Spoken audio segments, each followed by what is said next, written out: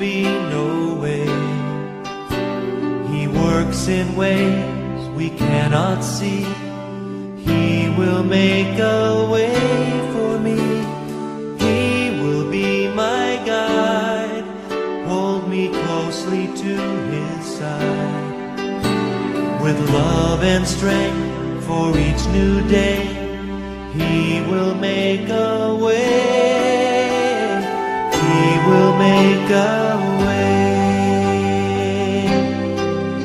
Oh, God will make a way where there seems to be no way. He works in ways we cannot see. He will make a way for me. He will be my guide, hold me closely to His side. With love and strength for each new day, He will make a way. He will make a way. By a roadway in the wilderness, You lead me. And rivers in the desert will I see. Heaven and earth will fade, but His word will still remain. And He will do something new today. Oh, God will make a way where there seems to be no way. He works in ways we cannot see. He will make a way for me. He will be my guide, hold me closely to His side. With love and strength for each new day, He will make a way. He will make a way. With love and strength for each new day, He will make a way.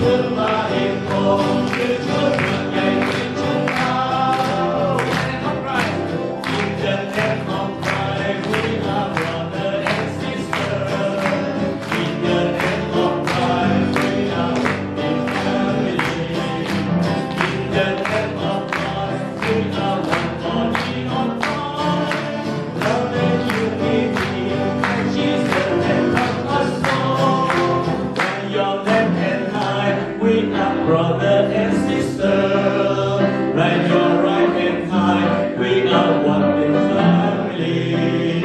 Right your both your hands, we are one body of Christ. Love and unity, Jesus had us all. This is the day that the Lord has made, that the Lord has made. We will rejoice.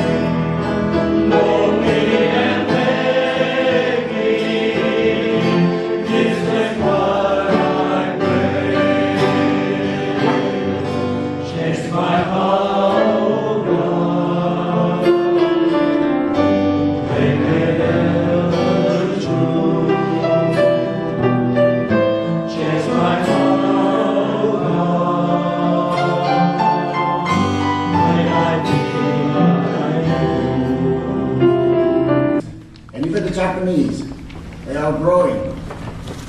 And I become the backbone of Christianity in the world. Last year, when World Evangelical Fellowship had a conference in South Africa, it was a Chinese church that funded this conference. And the Korean too. You know, the Korean is next to America. It's the second largest missionary sending country in the world. We as Vietnamese, we can learn from the Chinese and the Korean. I read the book Jesus in Beijing, and I was very encouraged and excited about what happened in China. And if you look at even Singapore and Indonesia and even Thailand and India, churches are growing. And I think we are part of that community. So, Sư Nguyễn Đức Hiền tại Phan Đình Ba đây. Tôi đây là Thuận, vợ của sư Đức. Tôi nhân nguyện sư Thánh Vietnamese Faith Baptist Church in San Diego. I'm Jim Nguyen, pastor at the San Fernando Valley Church. Donald, I'm English pastor at Vietnamese Church. I've been in ministry for 20 years. The first 15 for the Vietnamese church, and the last 5 is for the English second generation. My name is Wolfcraft. I served at the youth ministry of My name is Vũ Lê and come from the Evangelical Church Vietnam from Dallas. My name is Tấn Lê from the Vietnamese Baptist Church of Pasadena.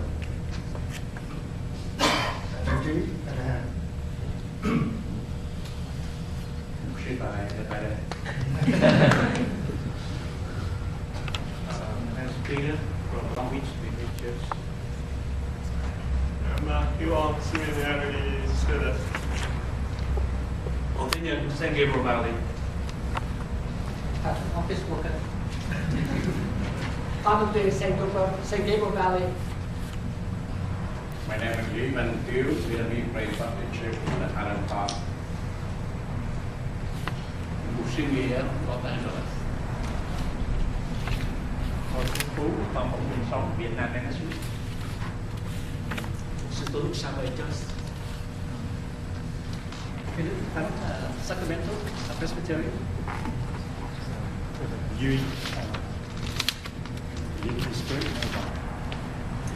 Phúc Đại Nguyễn from Charlotte, North Carolina. Michael Da Chung from Greensboro, North Carolina. I'm last. We got confused. I'm a Vietnamese Texan. I love pho and I love barbecue. Leadership pastor at Cornerstone Bible Community Church. yeah, thank you.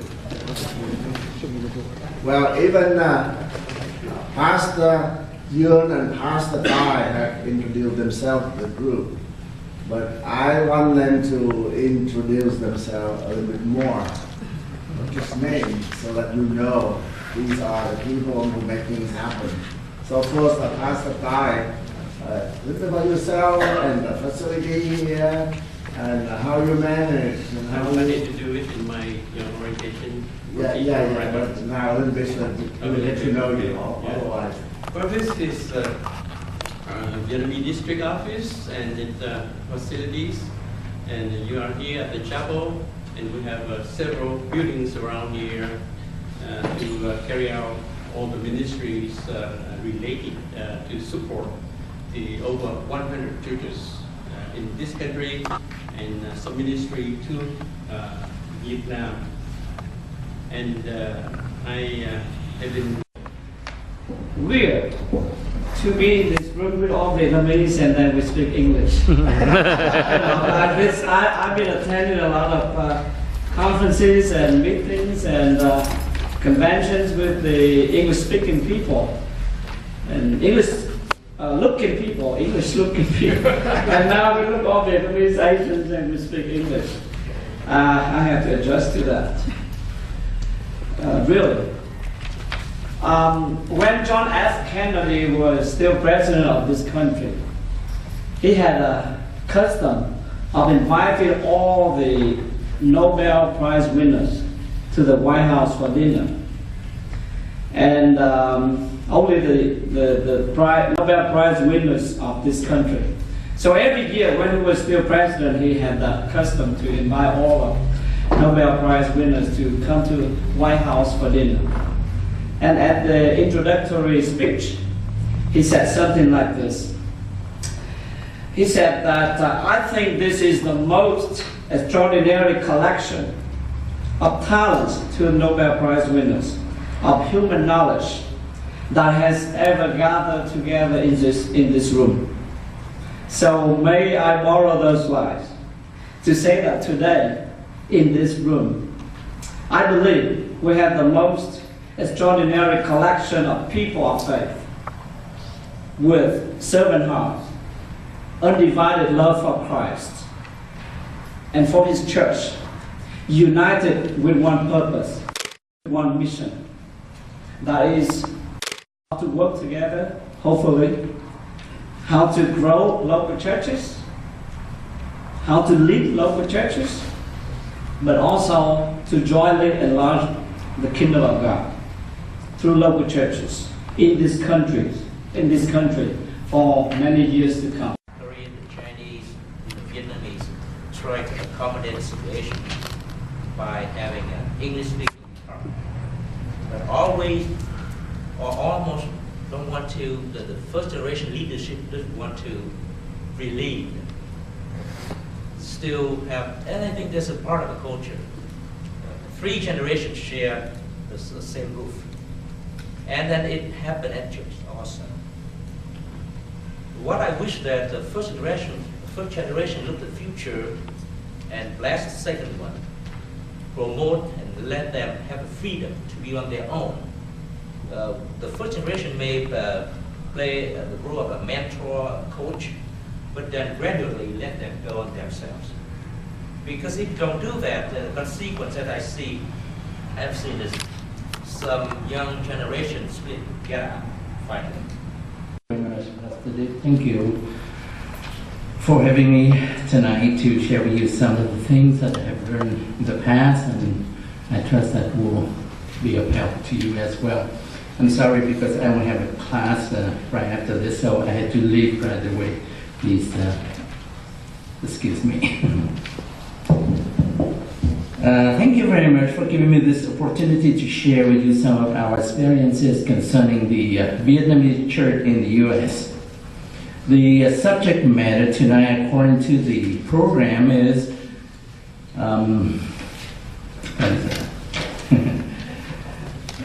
Vietnamese churches in the U.S. and Vietnam. Number 1, perspectives from the older generation. I think that title is very appropriate. I came to this country when I was just 30 years old. Can you imagine that? And 37 years have passed since then. I never expect to spend my majority of my adult life here in the States, let alone to serve as a pastor in this country. But 37 years have passed with totally black hair when I first came and totally white now, as you can see.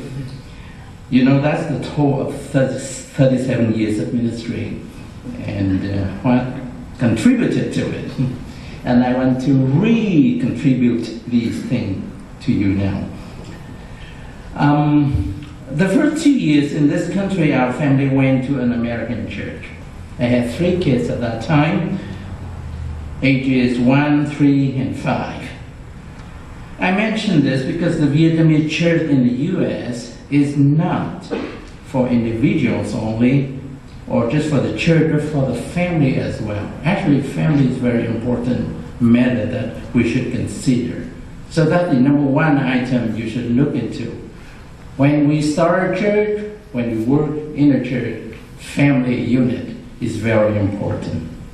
Family should be the number 1 priority in our consideration in the matter. Of course, the kids, our kids, had no problem getting into life here in the States, physically, mentally, spiritually. And by spiritually, I mean religious activities, religious life, all the activities at church, Sunday school, children's church, VBS, Girls Club, Boys Club, and so forth. In 1978, Pastor Nam, the senior pastor of the Vietnamese church in Long Beach, asked me to come to teach a Sunday school class for the youth group in the church. And after that initial involvement, I got involved more and more, and after 2 years, I found myself totally involved in the Vietnamese church in the US. And eventually the whole family went to this church, and both my wife and I found ministries at this local church. I started to preach once a month, then every other week, then half of the time, then becoming the assistant pastor, then associate pastor. And 10 years later, Pastor Nam, at that time he wanted to be a temporary ministry evangelist, and I became the senior pastor. Maybe by default, I don't know. My wife got involved in children's ministry, women's ministry, and teaching Sunday school. Her field is in Christian education, both in undergraduate and graduate level. At first we taught children in Vietnamese, but not for long. They started to be bewildered and can't say Vietnamese memory verses just like missionaries without any understanding. And we would explain to them, but it does not retain long. They can sing in Vietnamese, but when it came to English part, as if, the fish got into the water, that's too natural for them, so they can sing really with enthusiasm and with comprehension. I will jump now to our present church situation, and we'll go back to show you how we came about what we are right now. We now have two congregations in our church, one Vietnamese speaking, the other in English. And then the church as a whole has 7 ministries. We have worship, discipleship, fellowship, service, and evangelism. And the other 2 ministries are children's ministries and English ministries. You see that children's ministry is not under English ministry, but a separated ministry, although English is also the medium of communication in Christian ministry. In children ministry, I mean. Now, going back to the older generation's perspective. The first thing that we should recognize to build the future church is this. I think the key issue is not so much with the language, but with the culture. And by culture, I mean the life, the mindset, the language that they use, that the younger generation use. I can speak English, but it's very, very difficult for me to communicate with the younger generation. They understand me, but they just don't know what I'm talking about. And vice versa, I can hear them talk, but again, I don't know what they are talking about.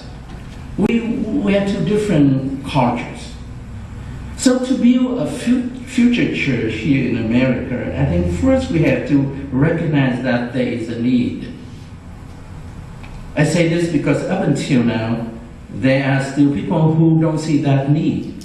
They refuse to have an English-speaking church and still defend for the notion that Vietnamese is the only language that we should use. I think people hold to this position because for them the Vietnamese is very important. Anything in Vietnamese is very important. But we know that the mission of the church is not to preserve a language or a culture, but to build God's kingdom. And God's kingdom consists of people. People need to be reached out and to be built up. So the first important thing we should remember and should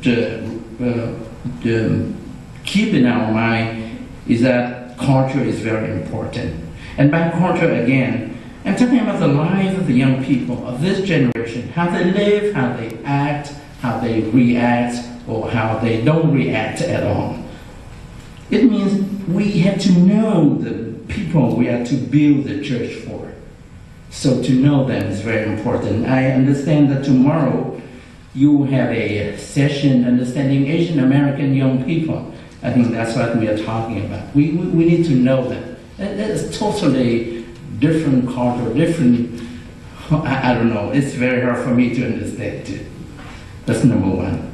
And although the key factor is culture, not language. Right now, English is the means, the medium through which people communicate. So there is a need of an English-speaking congregation. First, consider culture. Secondly, language. These two things are not contradictory if we understand and differentiate between culture and language. And number three, the birth of such a church is a process, not an overnight thing. A long process with trials and error, with tears and sweats. Pastor Bumble will say in Hawaii, from the younger generation perspective, and although his church, Redemption Point, started right away as an English-speaking congregation, but it's also a product of a long process as well. And I want to talk about that process now. And you see, it's all started with children ministry. English was first introduced in the church to teach children. It's a must. I say this because we can teach them some in Vietnamese, but the main way to communicate the truth to the children is in the language that they can understand. They can know, they can apply to their lives. Why are them going to school to learn English for their knowledge, for their education? And we, Christian education, don't teach them in the truth of God in the language that they can understand and act about. The Christian education system here in America has a long history, and with publishers like Scripture Press or David C. Cook, Gospel Light, Zondervan, they have such a rich treasure of material. So why do we abandon it? Can we beat them? So in no way we can beat such treasures of materials. So not only materials we are talking about, but we should apply the Christian education principles in organizing the Sunday school and the children group. That means the church should be divided according to age levels, from nursery to preschool, from kindergarten to 6th graders, and then junior high and high school. Going back to my experience, our church started with children's group, and then with promotion, junior high and high school ministry followed. And in all of these fields, personnel and staff is a key issue. We need people to teach and to lead. Where do we find people to do those things? We were fortunate because we had some homegrown teachers. My daughter followed her mother's footsteps with her training in Christian education, and we were able to have a well-organized Christian ministry at our church. Now, with the children growing into adolescence, junior high and high school is the next step, and then college age and career. Again, we were blessed with homegrown people in the church and people who came to our church and stayed with us and work voluntarily. We were very blessed with those people because, again, personnel, key people are very important. But we still face a problem in worship service. How do they worship? How do they learn from the word week after week? First, I had to preach bilingually, actually more Vietnamese with some English inserted, and the outline in English for people to follow. Then we came up with a translation system, simultaneously translated into English and the headphones for the listeners. But we had problems with that as well. They would either be too embarrassed to wear the headphones or to put it around their necks without paying any attention to it. So one day in 1995, our church decided to have a separate service for English-speaking people. It was very hard at first because lacking of staff and facilities and time conflict and so forth. But gradually, we were able to maintain an English ministry was born. And with God's blessing, in 1998, we moved to our present facilities with separated meeting rooms, and our English ministry flourished since then. And in 2006, we have a full-time pastor for English ministry, Pastor Phan Cang Yung from Seattle area. Even 3 years before that, we had a full-time pastor for junior high and high school. We always have one children ministry director, and at present time, we have a 3-person leadership in Christian ministry with 50 to 60 volunteer teachers for teaching. And by the way, my son, who was 5 when he first came, is now the worship leader for English ministry. Not because he's a PK, but he is a member of the English ministry congregation. I try to emphasize on the factor of family. It's very important. I said a while ago that children ministry is still a separated ministry because of a strong connection between children ministry and the congregation as a whole, with personnel, staff, finance, and so forth. And we have a small department in the children ministry, but very important, and that is the nursery. And this is the connection between the two churches, between the two congregations. Right now we have babies in the nursery from the Vietnamese congregation as well from the English congregation.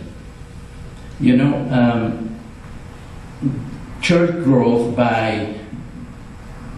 biologically growth is not bad at all.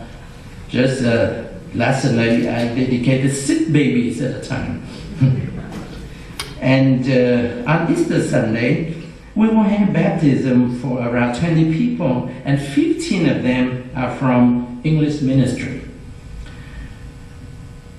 We average now 360 people in our weekly in the Vietnamese congregation. We have around 120 in English ministry and 130 in children ministry. And we are being blessed by many factors. But it all began with the leadership. Leadership, I mean the board, the pastor. Both the pastor and the board see the need, allow the change, and give priority to the ministry. And we have to be persistent. Only in actions and in results will convince people who think otherwise. Mark Twain once said, "When I was a boy of 14, my father was so ignorant, I could hardly stand to have the old man around. But when I got to be 21, I was astonished at how much the old man had learned in 7 years." I was very ignorant 37 years ago and still feel the same. But I trust that what I have learned will be of help and of learning to you. That's all I have to say. I don't know if you have any questions or anything before I have to go. Thank you very much for listening. Any question?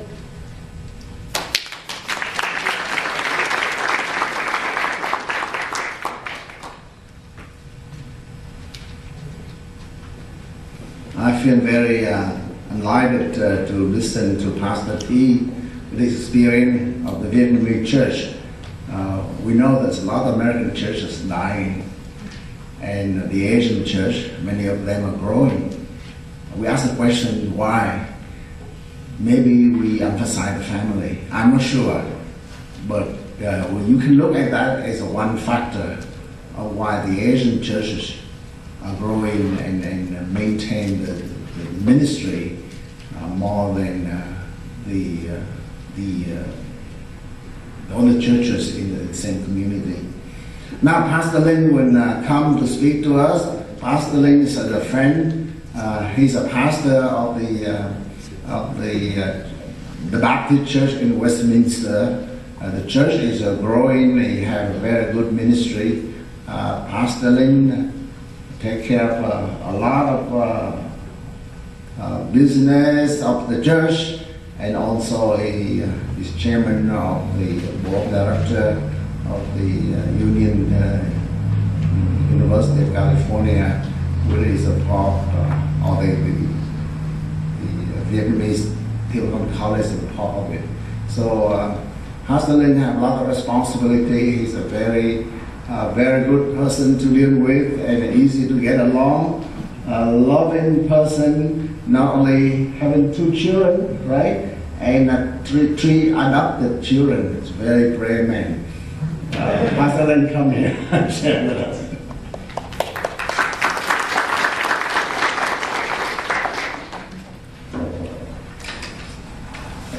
Good evening. I'm glad and sad. I'm glad to see so many young leaders or people coming here speaking about the younger generation.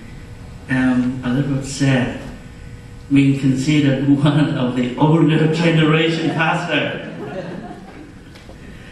I'm going to share with you a story of pain, okay? 3 parts. A painful history of our church, a painful discovery of mine, and a painful recovery.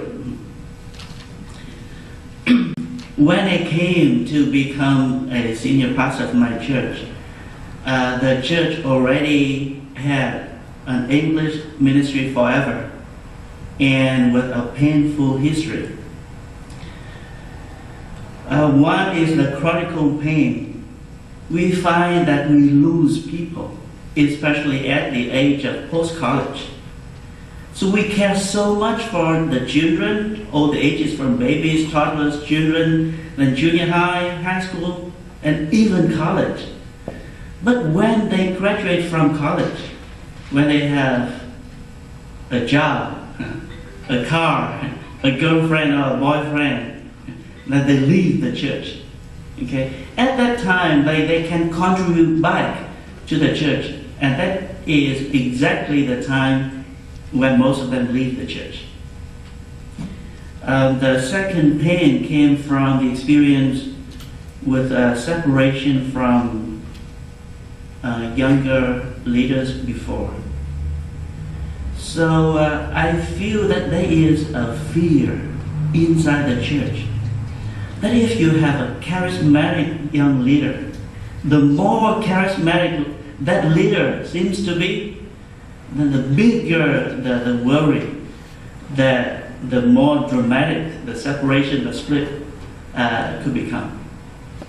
Okay, so in one way, the church is always looking for a good leader for the English-speaking ministry.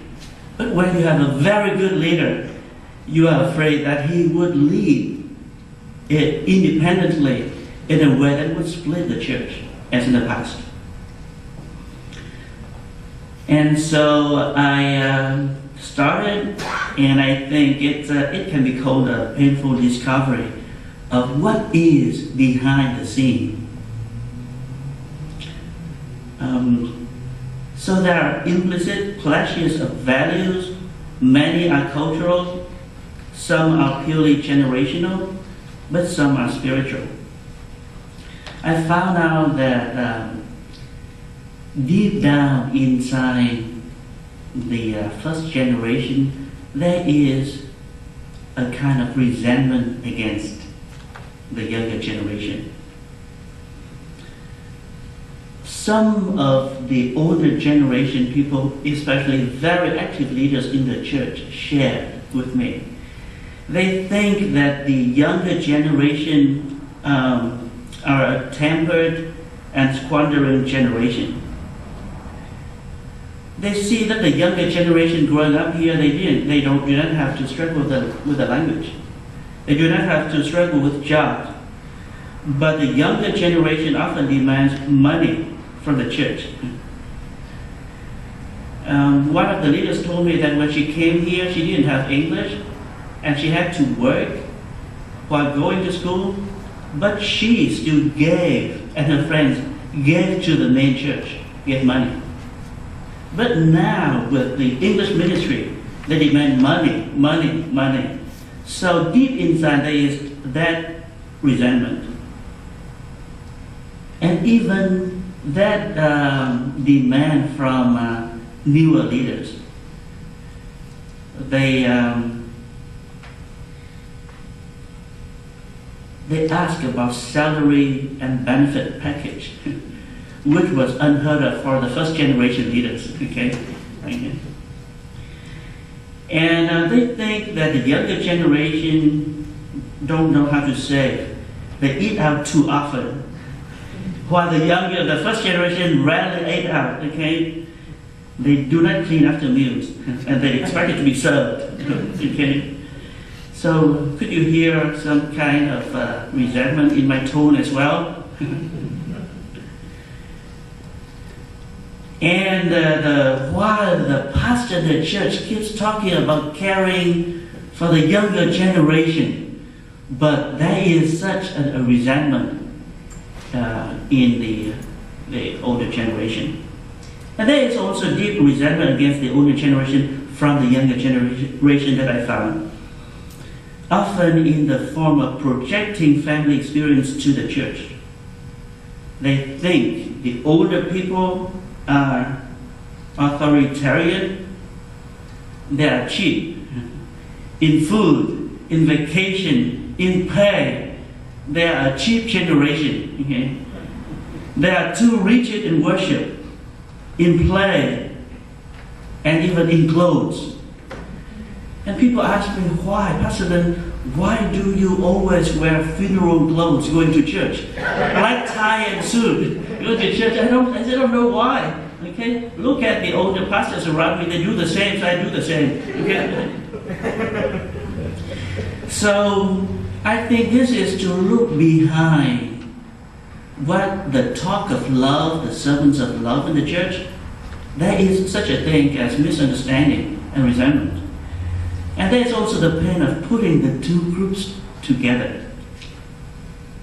Okay, first of all, I put the two groups together in meal time. Well, which time is better? Okay, eating should be good. No, but it wasn't safe.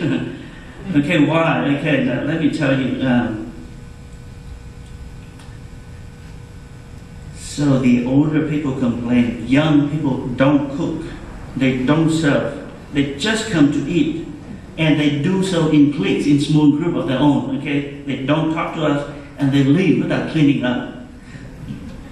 On the other hand, the younger generation said that the adults control the budget and the menu, and they feed us like hungry hobos. And they talk all in Vietnamese, and they expect us to hang around them. But then putting the two groups together in worship services is worse. Because of the language problem and because of the cultural problems, hymns versus praise songs, being respectful in worship or expressive in worship.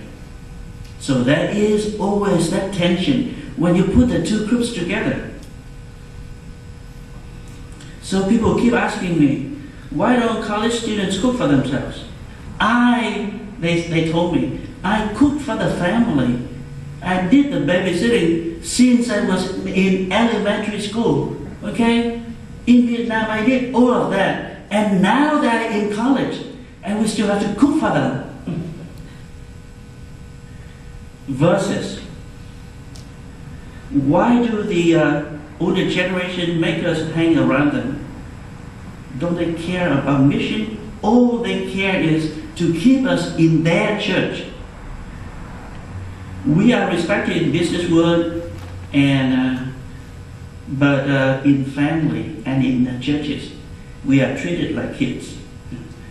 So the older people in my church are very proud, saying that we consider them kids. They are lawyers, doctors, we consider them our kids. But I find beyond that, there are deep spiritual causes too. The resentment of the adults sometimes approach those of the older brother in the story of the prodigal son. Okay, they look at the younger generation and says that you guys don't behave. You squander resources. But there is also spiritual cause. That is the trap of the younger generation. They say, the younger generation, I should say, we know of churches with better services, better music, better English sermons, better mission opportunities. And so they react to the church and make decisions with a consumerist mentality. They want better religious goods, services, and they jump like a consumer, not as a producing disciple of Christ. And they do not care how to contribute to what is still imperfect in the home church. So I can go on and make about things that can make the generation gap wider. And it results in the lacking of mentoring for potential leaders and the disappointment of the younger leaders. So last, by the grace of God, I've come to learn something about painful recovery. God is merciful, and now we have English-speaking groups in all ages, all the children ages, then junior high, high school, college, even young adults in the church. And I find that to recover, to put the two groups together, to grow, to encourage the growth in the younger generation, it involves pain as well. Truth can cause pain, love can cause pain. So why not speak the truth in love? And it is a better kind of pain rather than the pain of misunderstanding. So we try to ask, to listen more, and we find out funny things, funny misunderstandings. And after listening to them, I've decided to do something new. That I want to pledge to protect the potential leaders, especially the candidates for ministry in our church. I would like to ask the church to support them, to pray for them, but in terms of feedback or criticism, please go through me. Because I know many good intentions can kill the enthusiasm of the young leaders if they are not done right. So I want to be a shield for them. I didn't know that before. But I think in order to encourage the younger leaders, we as leaders need to shield them up from criticisms, from all directions. And the first generation, I believe, needs to take the first step in loving, accepting, but also in confessing our inadequacies and puzzles. Patient love will bring fruits of joy. So supporting, affirming publicly, giving feedback in private, and allowing room for them to make mistakes. And so there is also a pain of obedience.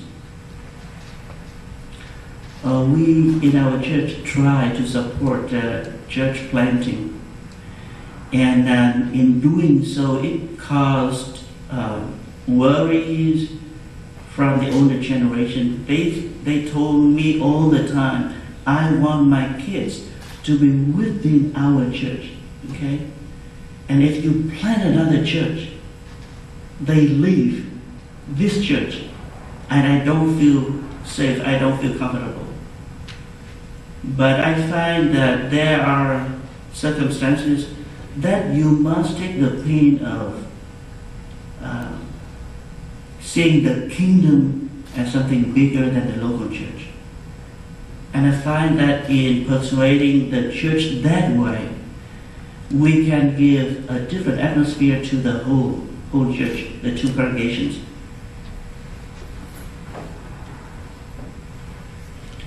And so that's what we did. We try to balance it right now, but we do want to send out people committed to mission to plant the churches. Hopefully for some time, supporting that church, they can come back. If not, then we send them out as missionaries. And last of all, I think there is a painful thing of building face-to-face relationship.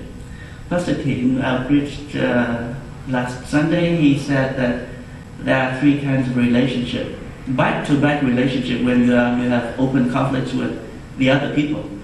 But most of us have shoulder-to-shoulder relationship, which means that we do things together. We do missions, ministries together. But he says that we also need to work on face-to-face relationship, which is not just working relationship, but understanding, sympathy, and that.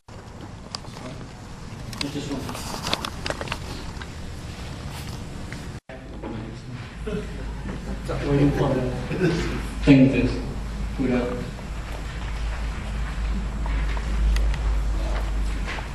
I have a lot of material all condensed in one page, so if possible, you don't need to take any notes, because anything that you need will probably be in those documents anyway.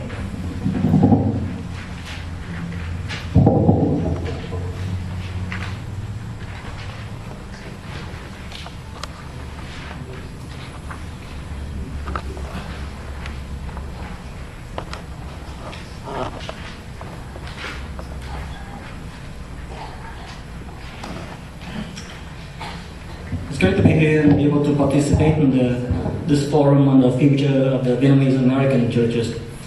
I was asked to provide a perspective from the younger generation. But by definition, perspective is imply a view of a large area, or in my case, a large quantity of time. So I start from when I came to the US in 1983, fresh off the boat, I look like that. And I start attending Santa Ana Church, now Midway. But my ministry journey actually started in 1989. One Sunday, I walked into the parking lot and found 6 junior high kids who was left in the parking lot, no supervision, and I asked them, what are you doing here? They said, well, we are too old for children's ministry. Why don't you go into the service? And I said, because we don't really understand Vietnamese. So I gathered those 6 kids into an empty room and started teaching them the Bible. So that's when we start with the English youth group. So I was their youth leader for a while, also getting married in the process. And then in 1995, that's one of the years that the kids, they graduate from high school ministry, they go to college, which is Thanh Niên back then. But actually none of them stick around with Thanh Niên, so they all drop out. And because of that, in 1996, a year later, we start English speaking Thanh Niên, paralleling with the Vietnamese speaking Thanh Niên at that time. And so we have Thanh Niên 1 and Thanh Niên 2. And then that Chinese group become English worship service, meeting in the fellowship hall during the time of the big church also have their Vietnamese service in the sanctuary. So eventually we outgrew the fellowship hall, and the church let us use the sanctuary at 9:30 in the morning when they have their Sunday school. I thought it was a bad idea. No one going to wake up at 9:30 for a service. But actually, that was a blessing in disguise. The whole perspective shifted. We no longer a youth service. We are now a English service, like a pledging congregation, English congregation, right? But a flock would need a shepherd. Although at that time we have an associate pastor, the associate pastor also was tasked with overseeing the English service as well. But that's not really feasible for two pastors oversee 500 people church. So eventually you need to get adequate care for the English congregation. In the retreat in 2000, Mục Sư Thật, the office worker, asked if I'm willing to become a pastor. I thought the man was halfway crazy, so I dismissed the call. But 2 years later, I had a conversation with a Korean pastor at the conference, and I talked to him about, hey, so this group that was with me, they started out with junior high, now they're high school, now they're college, now they're starting to get married, they have kids, so what's next for us? He shed some light and said, well, believe it or not, our Korean been here about 20 years before you guys. So the kind of situation you've been through, we've been there, done that. What will happen is that eventually your church will become a full-blown, your group will become a full-blown church, and that church will require to have pastor, have leadership. So the question is, there's also a lot of perils in that tough path, and we'll need leaders to navigate the flock through it. So I start to look around at the available leaders, and the situation was grim. All these years, usually I kept complaining as the youth leader. I said, well, they just never care about us, they never get us youth pastor and stuff, typical complaint. And I began to look out and say, well, the district, Vietnamese district at the time had about 80 churches, had 3 youth pastors, and we already went through 2. So the choice not there. So I began to realize that we cannot wait for the help to come to our church. It's actually, the future is in our hand. It's up to us to do whatever it takes to meet it. So my Korean pastor friend posed this question for me back then. He said, so do you love your people enough to lead them through this path? So after that, I discussed and getting back in for my wife and other people. I started enrolling into seminary for the part-time wife, working a day job, and try to be a part of the solution for the future. So, fast forward a little bit, by 2008, our English ministry encompassed not only just the English service, but actually we also staff the whole smacker board from all the life stage, from toddler to young couples. Pretty much anyone who speaks English in the church was in our span of care.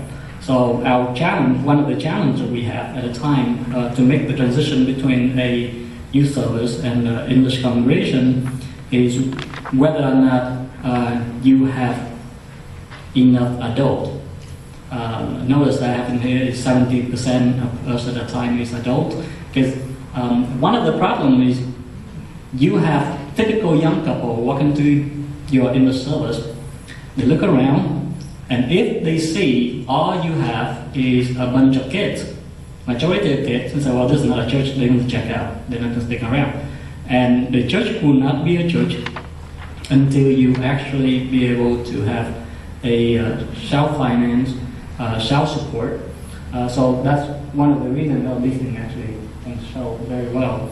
But this slide actually begins to show that you also have, we raise our own fund. We choose to not have paid full-time pastor. So think of it this way: if you are young living in the house, you grow up, you kind of live with your mom and dad, but the proof of independence is not how big or how tall you are, not what kind of car you drive even, but can you actually pay and pick up for expenses around? Can you pay for room and board? Can you be that kind of independent? So I think that's one thing that we're working on. But all of these progresses was taken from something called a thesis from Robert Guilt's model of how the first generation church transformed into a second generation church. I first ran across this in a 2003 English Ministry Summit in Colorado Springs with the CMA. So Robert observed that the first generation church, usually they will run into the language crisis. That's when it's CM, where they don't have English speaking people. And then after that, they also begin to run into a cultural crisis when you have the youth culture, and we have to start addressing not only language but the culture as well. And then when you begin to expand and have like children ministry, junior high, high school, and all these English departments, you begin to face the organizational crisis where you require trained and capable leaders. Then when you have English leadership in the church, you also have the old church leadership. So these leadership begin to have crisis in terms of decision making. Who is going to decide on ministry philosophy? How are you going to put people into EM leadership? Where are you going to take the flock to? How are you going to raise funds? How are you going to spend money? All of this will be come into play. And at this juncture is where 80% of the Korean church they split. They won't make the transition. And so Helen Lee in her article back in 1986 in Christianity, talking about the whole silent exodus where young people, they grow up, they begin to hate this, and they just leave the church and disappear. Now, for churches that survive the crisis, what will happen is you begin to have a thriving English ministry in conjunction with the first generation, and eventually when the age, the time shifted, and younger people get more and older people get less, and eventually they will get into the shrink, and the English ministry become the primary ministry. Like in Chinese Union Church in Chinatown, Chicago, they have 3 congregations. They have Mandarin speaking, they have Cantonese speaking, they have English speaking. And now the English speaking pastor is the senior pastor of the church.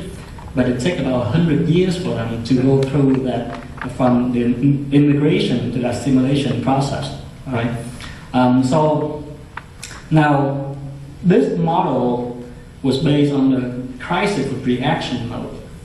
The question is, what if we don't just reactive to this model? What if we become proactive? So in 2003, I also met Jason Lee, Jason Kim. Dr. Jason Kim, at the summit, he presented a model which is in your handout, it's the lower right corner. And the key thing there that he talked about is what you want to do is you want to basically shift the thinking, I think the underlying part. So what if you think about these people not as your children, but as a completely different people group. And so you begin to apply missiology principle into this. And with any kind of mission, you want to get the native begin to be self-sufficient. Therefore, he aimed for 3 things. You have to help them to self-govern, to self-support, self-theologizing, and self-propagating. So Jason Lee, when he became a senior pastor at Alliance Fellowship Church in Illinois near Chicago, he began to have this idea implement. He take on David Lee, and he charged David Lee with, well, you are also a senior pastor of an English-speaking church plant. And then David Lee will have the freedom to create the church. They actually they share the same parking lot. They have 2 locations, and eventually, right now, the big multi-ethnic church right now, about 250 people. That's basically Harvest Community Church in Chicago. And the church was planned in 1997. So aiming with all that stuff, we put these things into work in our ministry. We have, I have a lot of documents in the back page. If you ever read these annual reports, there'll be like 10 years worth of stuff there. It'd be great for your doctor thesis if you want to work on that stuff. So you're more welcome to basically take a look at that some more. But back into reality, on the first sheet you see by the end of 2008, we have some of this underway. Our child support finance was about the same size as typical church in the district, about 100,000. And the church board even grants us our own bank account as we continue to move into the parallel model of English ministry. But in 2009, everything was kind of unraveling. By the end of the year, things changed because what happened is it started with a split in the among the Vietnamese congregation. This is something that I compared to like a mom and dad going through a divorce, and we were the kind of kids, got affected by this. So all our church board members resigned, and they start another church about 10 miles away. It's like mom moving out into her own apartment. So at first, the event didn't really affect EM as much, because half of our members came from non-church family. This is another factor. Let's, for example, in Orange, you have a very high percentage of family. But in my church, about 40% of people in our English ministry was non-Christian. So they are much more independent. They don't really have any kind of blood related in the church. So it makes the whole dynamics totally different. So, but what happened is because of that, with the new board, and I think the new leadership kind of going through a split, so they kind of got shake up. So they decided, well, we want to revert back away from the parallel model, because the last thing you want to have another church, right? So they revert back. The problem with that is it kind of dissolved the kind of vision, idea that they have in mind. So leadership start to check out. Some of them said, hey, I've been working at this with this vision for about 10 years. I cannot wait for another 10 years to happen. So they begin to drop out. The situation actually getting pretty bad. At the beginning of the year, we still actually we didn't do last year, we have about 100 people. After the idea that the board going to revert on the decision, people will start going elsewhere. Even though I was still on staff, I was still at the church, but by about 3 months later, it dropped to about 60 people, 59. So facing with that, with the consultation of the district and many of other people, I decided basically to put in submit a proposal for church plans to basically be able to do a replanting to save whatever left. So with the blessing of the district, what happened is in the end of 2010, we kind of launched Redemption Point out of that. And during the launch process, some of the very interesting dynamic come into play. For example, now as an independent church plant, can we just get a worship time in the morning, rent a high school, and do ministry to the mass, to anybody? Or are we going to stick around with mom church, And we have a lot of even tension, even with our own leadership and our own core team over this. And the main thing that, the main decision that comes about is when we take a look at the gospel and what the gospel say. If our church is about redeeming relationship, and in this world we see broken relationship everywhere. You see that even in church, even different in ethnic groups, you have broken in society, in family. But if we truly believe that the gospel will restore our relationship with God And that gospel will also begin to restore the relationship with other people around us. Then we would like to live that gospel out. We want to live out that redeeming relationship with our parents. So with that in mind, we decided to kind of take a back time slot, 6 o'clock at Sunday night, and we'll co-locate together at the same location with Mom's church, that's in Fountain Valley. So now, 2 years later, what you have is the first generation is have their own church. That's the Fountain Valley Church. Average attendance about 160 people, $130,000 budget.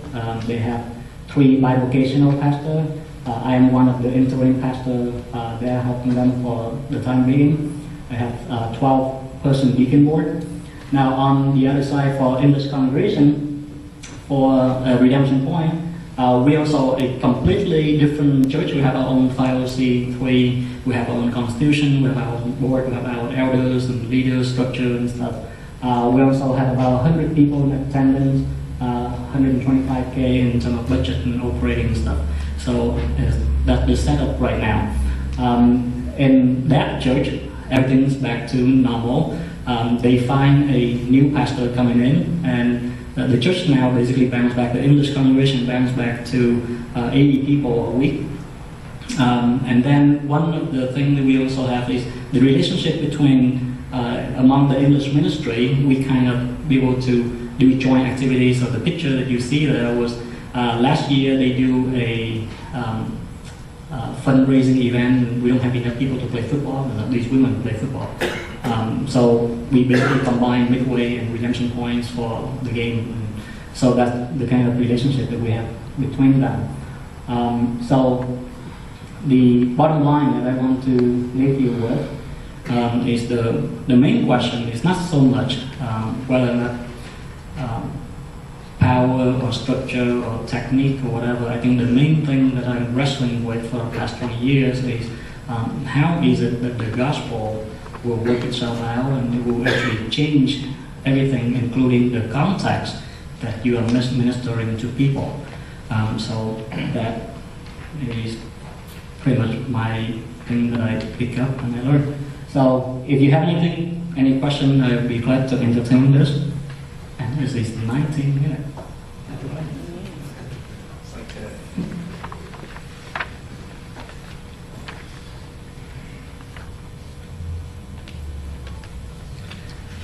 I know the slide blurry, but you have a link on your page, so you can basically go to the internet and hit through those things again. What is the high point of your ministry, and what is the low point of your ministry, and how you deal with the low point? High point? I think probably the high point of ministry is to be able to see people transformed by the gospel. A couple months ago, one of the guys showed up in my church and write me a prayer request. First time showed up, and he said,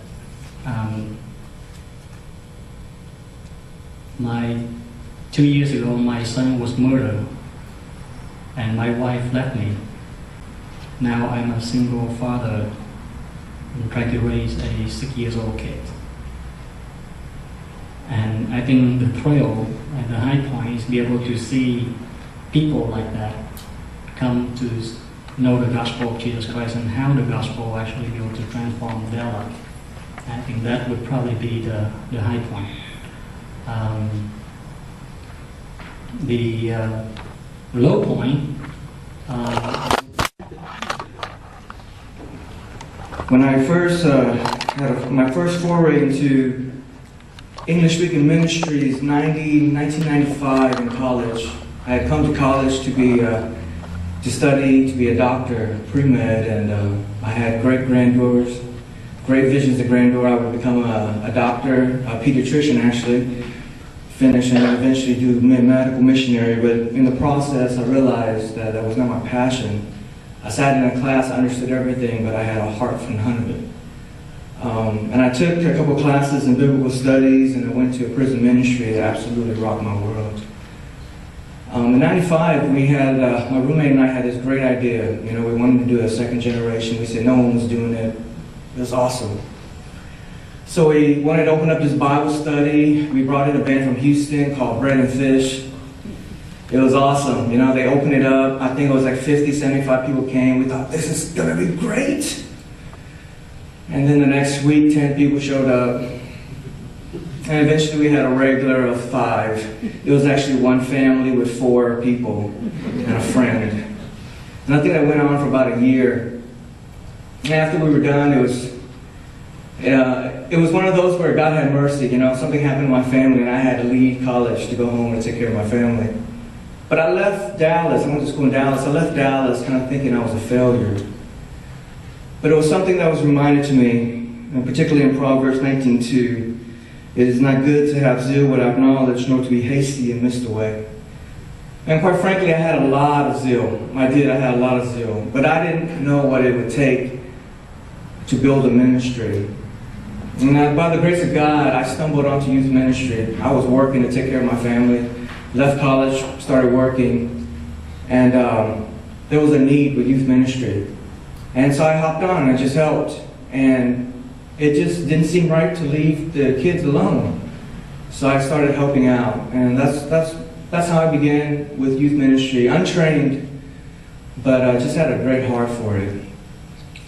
Yeah, just hearing the stories from pastors and some of the young speakers here, you know, my heart just grieves for our church. I just want to say this before I begin and stuff. I want to ask permission to be quite frank and blunt with you, because I think sometimes we are too formal. And you know, our church is hurting, and we need God's intervention. I can tell you a whole bunch of stories, and it'll make you feel good, it'll make you mad, but quite frankly, all of us, when we're done, what's going to light us to keep on going? I heard one pastor share how, and I took this notice, like, the second generation is more relaxed. You don't seem like you really care, right? You know, it's kind of funny because sometimes, and I talk to my friends who serve, and we feel that same way about the first generation. We wonder if you guys are serious about ministry, if you care about the church more than the tradition. Because I can't tell you how many, I don't know too many pastors that are as passionate about ministry as me. And I know you will say the same thing about yourself. Because we bleed the gospel. I don't care if I'm Baptist or I'm CMA, Methodist or Presbyterian, I work with them all. But at the end of the day, when we die, we want to serve God and we want to go out saying the gospel. And I know that we all want to do the same thing. First generation, second, fifth generation, we are about the kingdom and we are about the gospel. Amen? Amen. So everything that we want to talk about, and so you asked me to just share my perspective. So I just want to share my perspective. And Bumble gave you resources, so you go do all the resources. I'm just going to share my thoughts. But I hear pastors tell me we lack talent in the church and we lack people who can do stuff and we lack money. But I can tell you this, I have never lacked any of those. Now that's a strange thing, but what you tell me is foreign.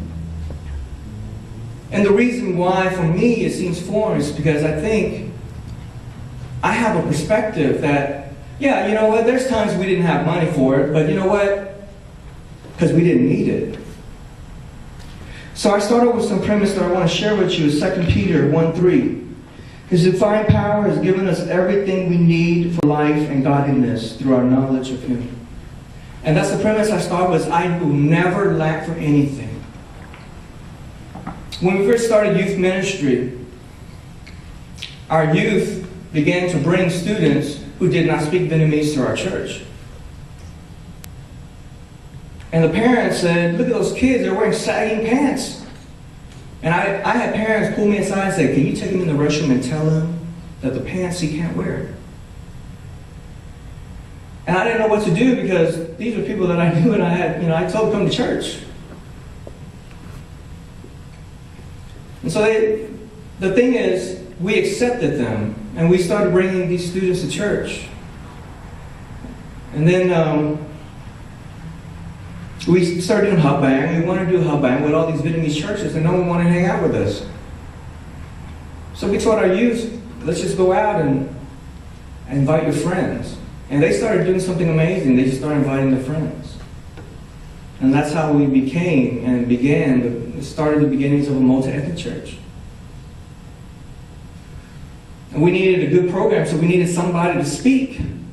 And all of a sudden, a month before we were about to do a citywide event, a brother shows up who just came out of prison and wanted to share what God's been doing in his life. We're about to do another event in the city, and we didn't have the finances. And one day, I just told the students, I said, we need to pray. Right after service, a lady who'd been in the Vietnamese service came over and said, I want to ask you, I know you're doing the event, can you just tell me how much money y'all need? I told her we need $1,500 to pay for police. She says, okay, we'll get it for you.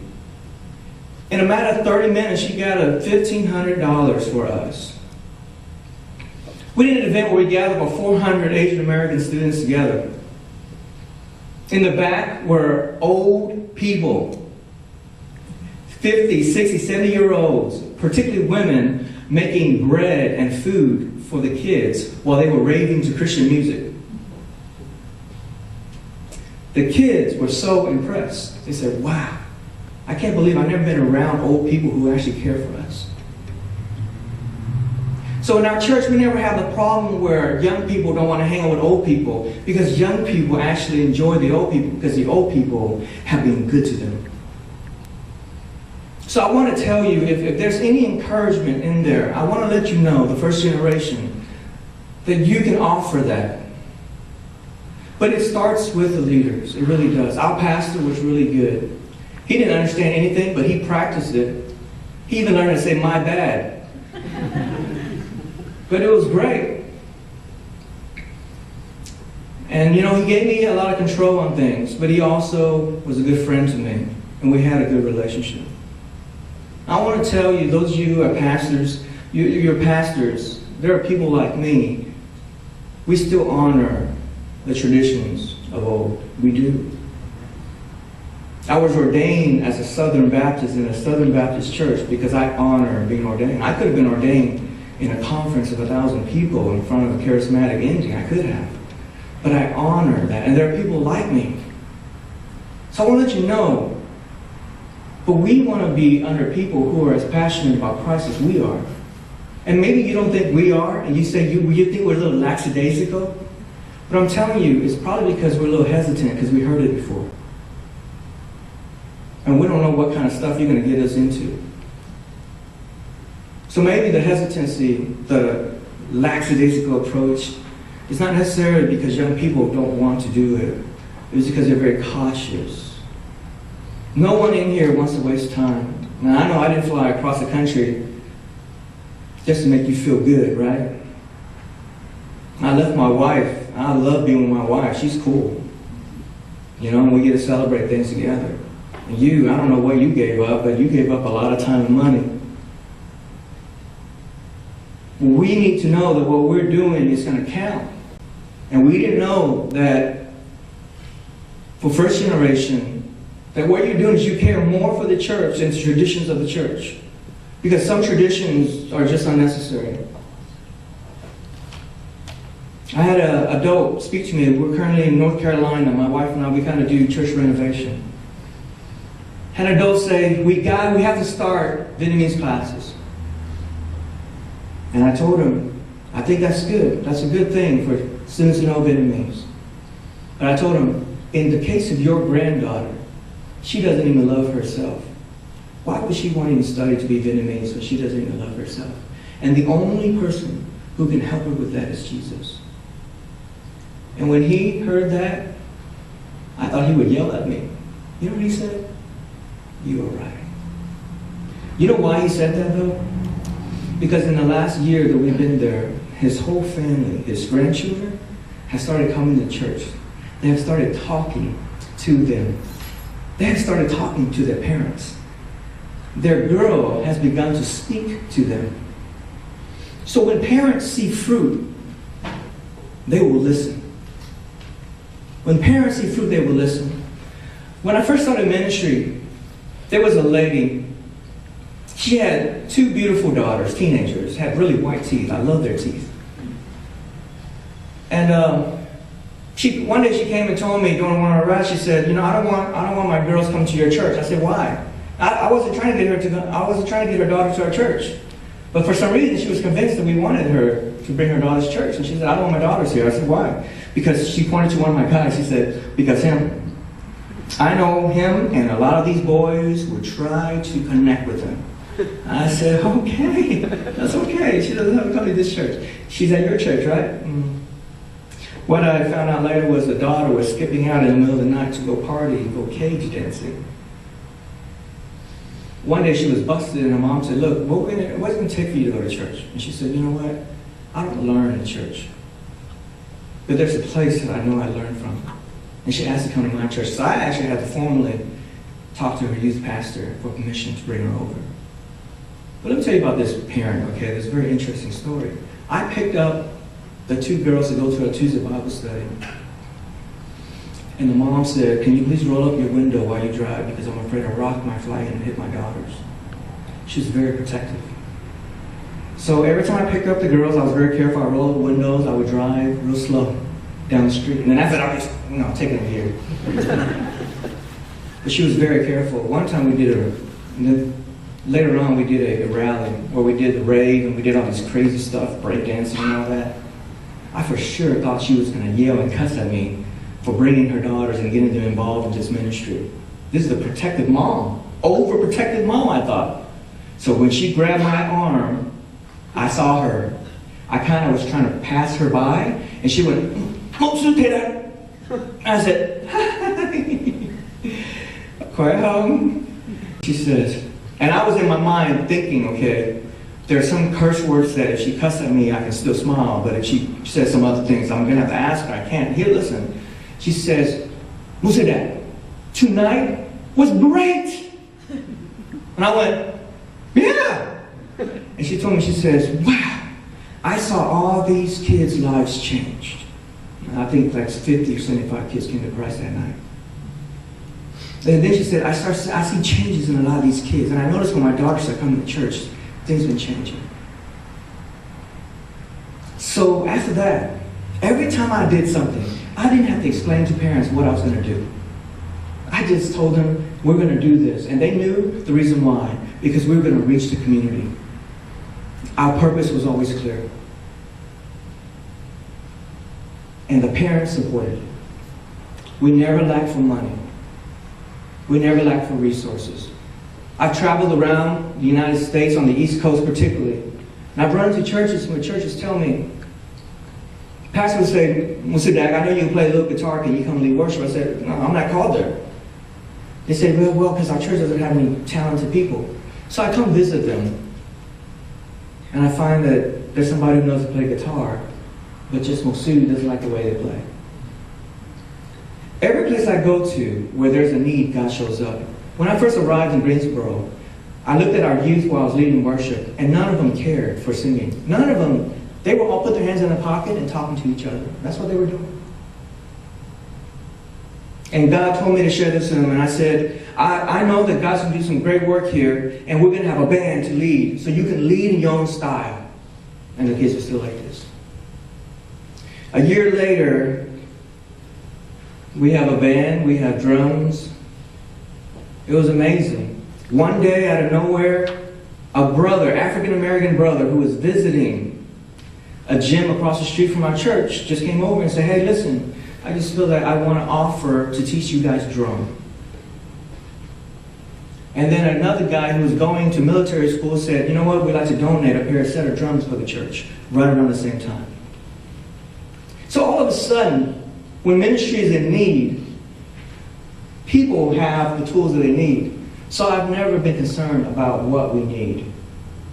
I've always been just concerned about going the direction that God's called us. So if I can encourage the church in any way, is to say that we have all we need. We just need to turn to the one, because quite frankly, if Jesus is not the answer for our city, then he doesn't deserve to be Lord. And I wholeheartedly believe that he has the answer for our city and everywhere we go. I too am bivocational by choice. Like Bumble shared earlier, I went to a state where I lived in Greensboro and I moved back to Houston and I moved back to Greensboro, so that's maybe confusing. But when I went back to Houston, God showed me that I needed to get a job. And I needed to be in a managerial, supervisor, or executive role so that I can set the example for people so they can see the relevance of biblical life lived in the office and at church is as relevant as on the pulpit. And so I was fortunate, I became an administrator of a company, and at the same time we did service and we did ministry. And from there, we were able to raise people up. And we started there with youth ministry. When we left, we had replaced ourselves. Right now in Greensboro, I started with youth ministry. I'm no longer touching youth ministry because somebody's doing it already. And when we leave at the right time, we will have replaced ourselves again. So when people tell me that we don't have this and that, the question I want to ask is, what was the calling originally? Because sometimes we're probably not called to do so many things. People used to tell us we needed to start a Vietnamese class, and quite frankly, it wasn't the call of our church. So we never did it. People used to tell us we needed to do a food pantry, and we tried it, and we failed. We stopped doing it because that wasn't our call. Every juncture has its call. A lot of people know me for the pastor that at rallies, so when I'm in Greensboro, people ask me why I'm not doing it, and I'm telling you, because that's not the need of the community. We define what is called and what God has called us to at that moment. And so for me, that's the challenge that I face. I think the challenge that our church faces, I don't think it's a supply thing. I don't think it's a demand thing. I'm not worried about people coming to ministry. As a matter of fact, I know a handful right now, off the top of my head, I can just name a handful who want to come into ministry and they're ready for it. But they want to do it knowing that they're going to devote their time to something worthwhile. I want to share with you this, and this is some of the things. I'm going to go through this. It's not that important for the moment. Quad, can you get me to the third to the last screen? Just keep on going. There, I kind of wrote my perspective on the current condition. Some churches need to be put on hospice and ready to go. Some